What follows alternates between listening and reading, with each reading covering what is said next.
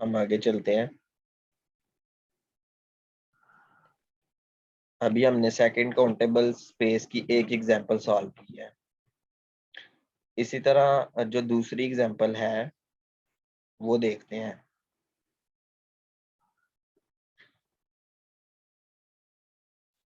अब जो 2.2 एग्जांपल है इसमें जो टोपोलॉजी है वो रियल लाइन है। अब देखें, मैंने अभी आपको थोड़ी देर पहले बताया था प्रीवियस लेक्चर में कि आर के साथ जो है ना टोपोलॉजी का जिक्र करना बहुत जरूरी है। अगर आर के ऊपर यूजुअल टोपोलॉजी है तो ये सेकंड काउंटेबल है, ठीक है, क्योंकि ये हमें पता है हमें कोई एक ऐसी बेस मिल रही है जो काउंटेबल है। अब अगर आर के ऊपर टोपोलॉजी चेंज कर दे तो क्या होगा, ठीक है। अभी हम आर के ऊपर टोपोलॉजी, तो यही चीजें आपने फोकस करनी होती हैं कि आप बस ये समझते हैं ना कुछ स्टूडेंट्स, ठीक है, मैं सबको नहीं कह रहा लेकिन कुछ स्टूडेंट्स को कह रहा हूँ कि वो कहते हैं जी आर पढ़ लिया, जेन में आर आ गया, आर सेकंड काउंटेबल है, बात खत्म। लेकिन ऐसा नहीं है, टोपोलॉजी चेंज करेंगे तो फिर मे बी ये सेकंड काउंटेबल ना हो। तो ये हम देखते हैं, जैसे 2.2 में उसने क्या किया है, उसने टोपोलॉजी जो है ना वो चेंज कर दिया है। अब यहाँ पे टोपोलॉजी कौन सी है, डिस्क्रीट टोपोलॉजी है रियल लाइन के ऊपर। तो डिस्क्रीट टोपोलॉजी वही है कि रियल लाइन रियल लाइन के जो सारे वो क्या नाम है एलिमेंट्स आ जाएंगे ना, उसका पावर सेट आ जाएगा। Recall that a class beta is a base for discrete topology if and only it contains all the singletons. तो ये उसने यहां से लेके यहाँ तक जो बात कही है, ये बात लिखी हुई है चैप्टर नंबर 6 में, इसी बुक के चैप्टर नंबर 6 में। शाम सीरीज की बुक है, मैं बुक दोबारा से दिखा देता हूँ। ये शाम आउटलाइन जनरल टोपोलॉजी। तो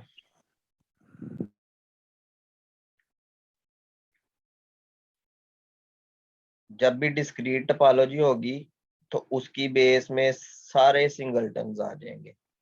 और बेस क्या होती है ये आप मेरे प्रीवियस लेक्चर देख सकते हैं। अब देखें, आर के ऊपर आपने डिस्क्रीट टोपोलॉजी बनाई है, इसका मतलब है कि जो टोपोलॉजी है वो power set of real numbers है। तो power set of real number, इसका मतलब है एम्प्टी सेट होगा, पहले सारे सिंगलटन्स आएंगे। सिंगलटन जितने भी हैं रियल रियल लाइन के ऊपर जितने भी पॉइंट्स हैं वो सारे सिंगलटन्स आ जाएंगे। अब क्योंकि रियल लाइन अनकाउंटेबल है तो इसके ऊपर कितने पॉइंट्स हैं, अनकाउंटेबल पॉइंट्स हैं, तो वो सारे सिंगलटन पहले आप लिखेंगे। मतलब आप लिख तो नहीं सकते लेकिन आप इमेजिन कर सकते हैं कि लिखा जाएगा उनको, या वो हम सोच लेते हैं कि वो होंगे यहाँ पे, ठीक है। सिंगलटन्स के बाद दो दो एलिमेंट होंगे, जैसे आप पावर सेट लिखते हैं तो उसमें यही होता है। तो अब वो कह रहा है but R and hence the class of singleton subsets this। अब कितने सिंगलटन्स आप बीटा में लिखेंगे, जितने भी पी आप लिखेंगे वो सारे पी आ रहे होंगे रियल नंबर्स। अब ये जो सेट है रियल नंबर्स, ये एक अनकाउंटेबल सेट है। तो यहाँ पे कितने सिंगलटन्स आ सकते हैं बीटा में, अनकाउंटेबल नंबर ऑफ सिंगलटन। तो आपको एक बेस तो मिल गई, लेकिन वो जो बेस है वो काउंटेबल नहीं है, C2 को सेटिस्फाई नहीं कर रही वो बेस, अनकाउंटेबल है। और बेस किसकी मिली है, डिस्क्रीट टोपोलॉजी की। तो सिंगलटन्स जो है are not countable, accordingly RD does not satisfy the second axiom of countability. तो इसलिए real numbers with discrete topology, ठीक है ना, is not second countable space.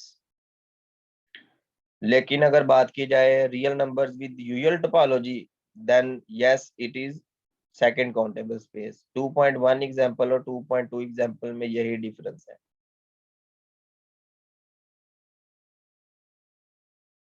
तो कह रहा है अ second countable space is also first countable space. ये आपने रिजल्ट जो है ना, ये आपने अपने ज़हन में अब रखना है, इसको याद रखना है।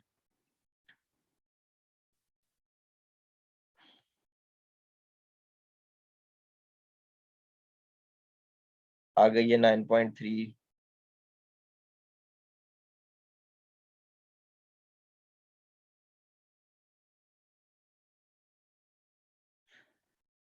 कवर जो था, कवर की मैंने आपको पहले भी डेफिनेशन बताई थी, दोबारा से बता देता हूँ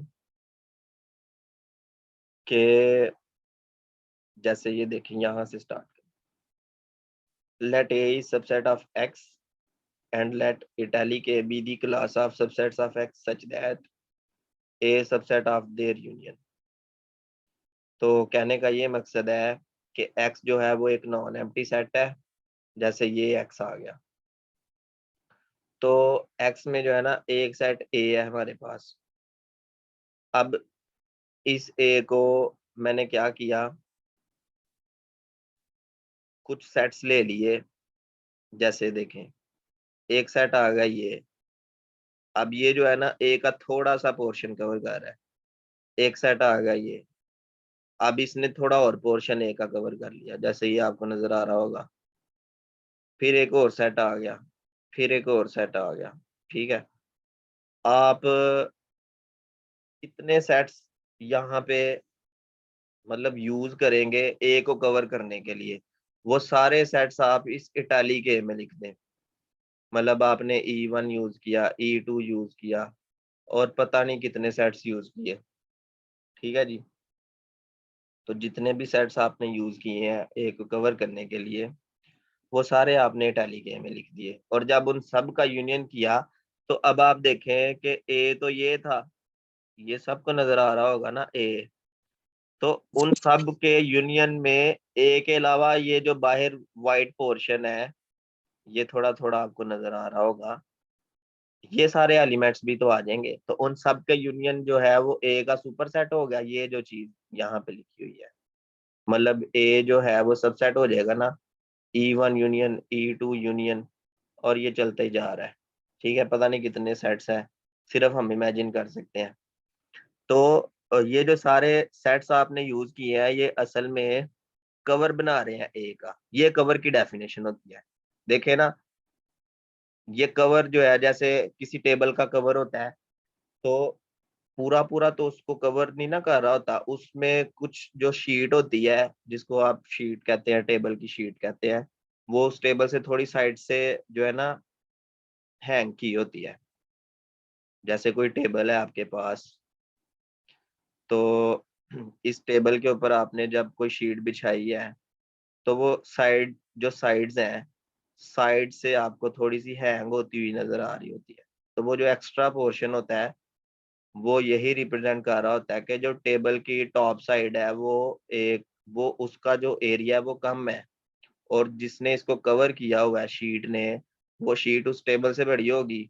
अगर बिल्कुल एग्जैक्टली उसके जितनी होगी तो वो मतलब अच्छा नहीं लगेगा ना, इसलिए ए जो है वो इसका सबसेट होगा। और इसमें जो सेट्स ई यूज कर रहे होंगे, वो जिस क्लास में से आप लेके आ रहे होंगे, उस क्लास को आप कवर बोल रहे होंगे उस सेट ए का।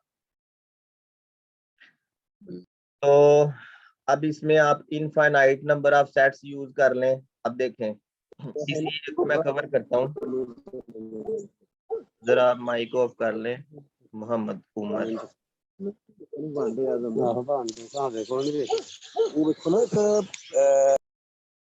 चलो मैं ही कर देता हूँ ऑफ। अब ये सेट ए है, इस सेट ए को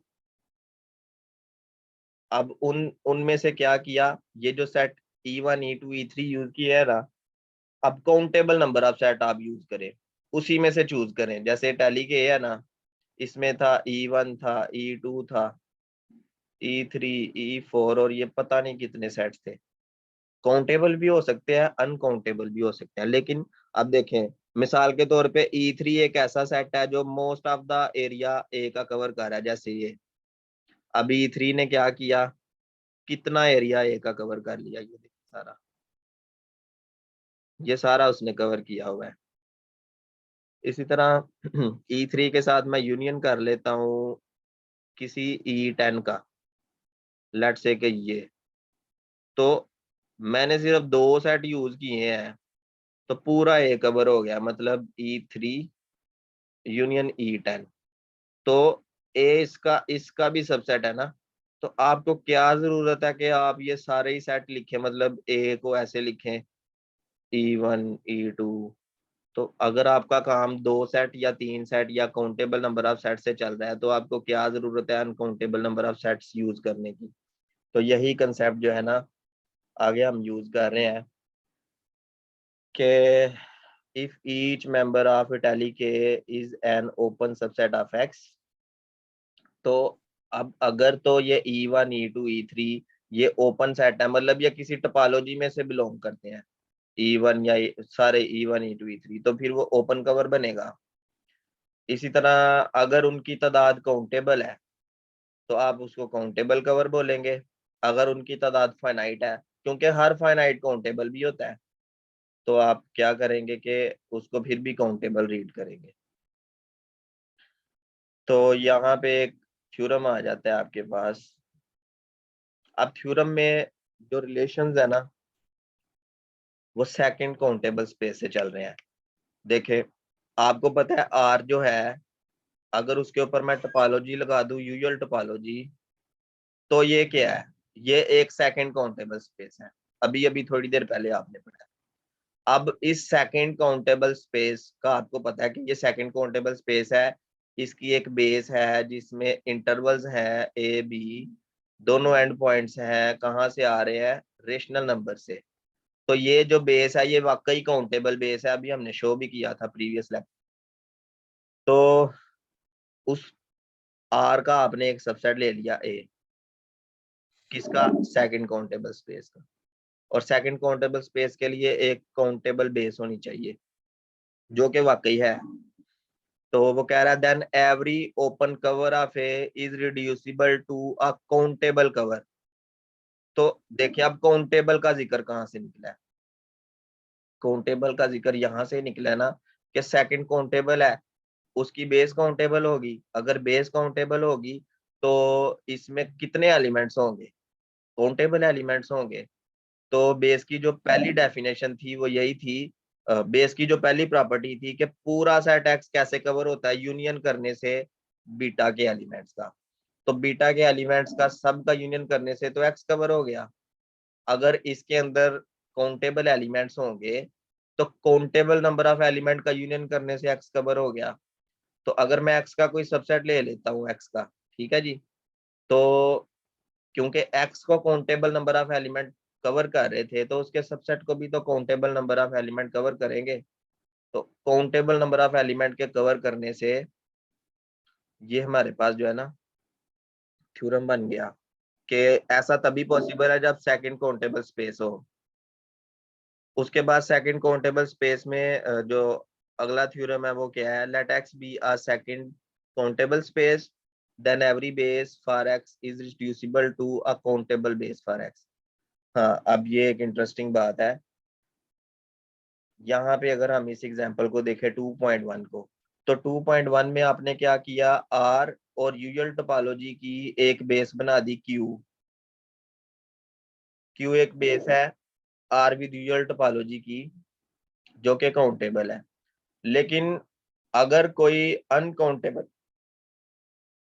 अच्छा इस कंसेप्ट को आप इस तरह से समझें, लेट्स से कि एक्स में मेरे पास ना ए बी सी 3 एलिमेंट्स हैं, एक टोपोलॉजी में बना रहा हूँ, empty set X A B C और बी सी, ठीक है। तो इसको टोपोलॉजी बनाने के लिए तो मुझे फिर बी सी, ठीक है, ये भी चाहिए और ए बी भी चाहिए। तो ये तो पावर सेट ही हो जाएगा। चले लेट्स से कि ये पावर सेट है ए बी और ए सी।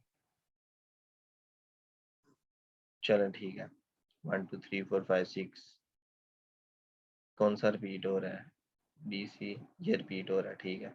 1 2 3 4 5 6 7 8, ठीक है। तो ये पावर सेट ही मैंने इसका ले लिया।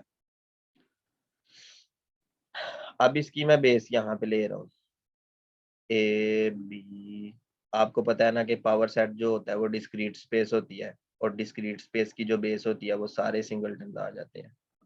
अब यहाँ से आपने सिंगलटन ले लिए, हालांकि ये एक बेस है, ठीक है, और ये इसके मेंबर्स के यूनियन से आप पूरी टोपोलॉजी जनरेट कर सकते हैं। जैसे आपको एक्स चाहिए, आप तीनों का यूनियन करें एक्स आ जाएगा। आपको ए चाहिए, आप सिर्फ ए का यूनियन करें ए आ जाएगा, ठीक है। इसमें एम्प्टी सेट भी शामिल कर लें। तो आपको बी और सी चाहिए, आप इन दोनों का यूनियन करें, आपके पास बी और सी आ जाएगा। आपको ए बी चाहिए तो पहले दो एलिमेंट्स का यूनियन करें, ए बी आ जाएगा। तो आप मतलब इसके मेंबर के यूनियन से ये जनरेट कर सकते हैं। हाँ, अगर आप बेस में एलिमेंट थोड़े से मजीद बढ़ा दें तो कोई फर्क नहीं पड़ेगा। जैसे मैंने ए के साथ इसको शामिल कर लें बी सी, और फिर आप बी को भी कर लें शामिल और सी को भी कर लें। हालांकि ये पहले बेस थी, एक एलिमेंट मैंने बढ़ाया है तो ये भी एक बेस है। तो इसका मतलब है कि जो टोपोलॉजी होती है ना, उसकी कोई बेस फिक्स नहीं होती। Base is not fix. आप टोपोलॉजी की कोई भी ऐसी सब कलेक्शन चूज कर सकते हैं जिसके मेंबर के यूनियन से पूरी टोपोलॉजी जनरेट हो जाए, तो वो बेस होगी। जैसे मैंने 1 2 3 4 इसी टोपोलॉजी में से 4 एलिमेंट मैंने चूज कर लिए जो कि इस पूरी टोपोलॉजी को जनरेट कर रहे हैं। अगर कोई एक और एलिमेंट भी बढ़ा दूंगा तो फर्क नहीं पड़ेगा, ठीक है। अगर ए सी भी बढ़ा देंगे तो ये भी इसको जनरेट कर रहे होंगे, ठीक है। इसी बात को हम यहाँ पे करने लगे थे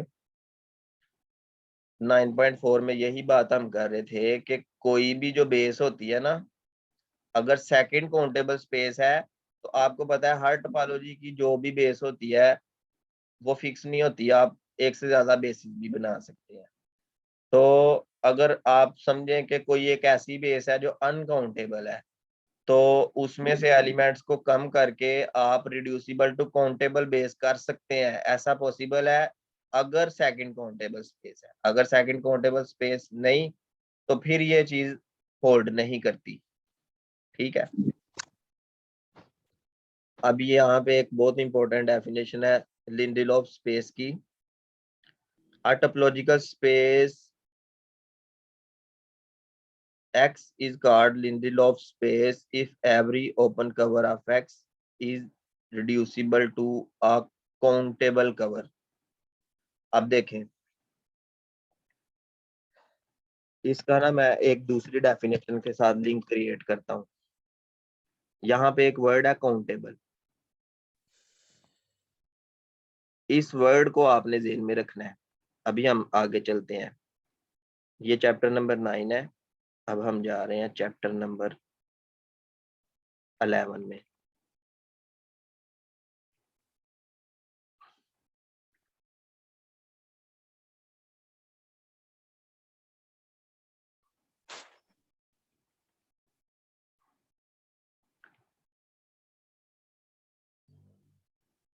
ये देखें कंपैक्ट सेट की डेफिनेशन। कंपैक्ट सेट क्या था? एक सेट होगा, तो अगर उसका हर कवर एक फाइनाइट सब कवर बन सके तो वो कंपैक्ट होगा, ठीक है। मतलब फाइनाइट, अगर फाइनाइट कवर में वो रिड्यूस हो सके तो कंपैक्ट है, ठीक है। अगर फाइनाइट की जगह आप रिड्यूसिबल वाला वर्ड यूज कर देंगे ना पूरी टोपोलॉजिकल स्पेस के लिए, तो वो फिर लिंडेलोफ स्पेस हो जाएगी। अभी हम चैप्टर 9 में वापस जाते हैं। ये डेफिनेशन आपने ज़हन में रखनी है। सिर्फ एक फाइनाइट और काउंटेबल वर्ड का डिफरेंस है इनमें। और ये देखें यहाँ पे पूरी डेफिनेशन ही चेंज हो जाती है। देखें, समझ आ गई होगी। अच्छा, आप कह रहे हैं कि इससे पहले वाले लेक्चर कहाँ पे हैं? जी, इससे पहले वाले लेक्चर जो है ना, मैं आपको समझा देता हूँ आपने कैसे ओपन करने हैं। सिर्फ 1 मिनट आप देखें इसको। ठीक है, चल गया पता अब? ग्रुप में आप हैं तो मैं आपको प्लेलिस्ट भी सेंड कर दूंगा सबको। अभी हम आगे चलते हैं।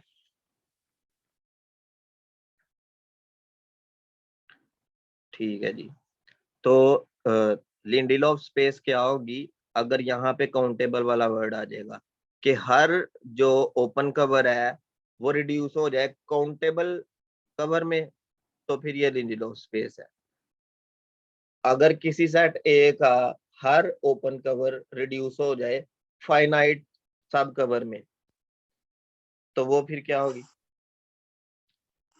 कॉम्पैक्ट सेट होगा वो। ठीक है, अभी सेपरेबल स्पेस के बारे में देखते हैं।